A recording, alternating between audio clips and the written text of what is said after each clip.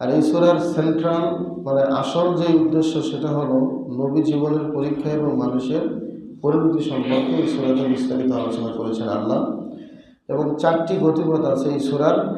প্রথম যেটা সেটা হলো ঈমান আনার আহ্বান, অর্থাৎ ঈমান আনতে হবে এক আল্লাহর উপর, তার সাথে কাউকে শরীক করা যাবে না, মানতে হবে কোরআন এবং রাসূলকে। এটা হলো প্রথম গতিপথ।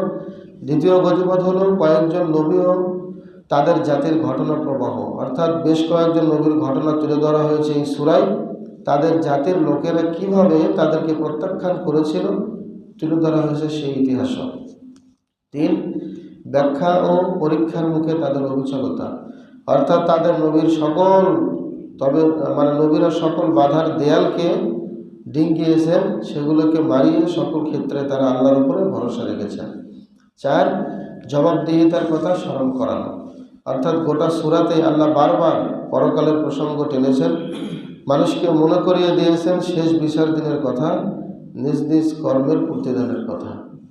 এটা ছিল, এই 4টি ছিল সূরা হুদের গতিপথ, অর্থাৎ ঈমান আনার আহ্বান, কয়েকজন নবী ও তাদের জাতির ঘটনা, 3, বাধা ও পরীক্ষার সম্মুখে তাদের অবিচলতা, 4, জবাবদিহিতার কথা স্মরণ করানো।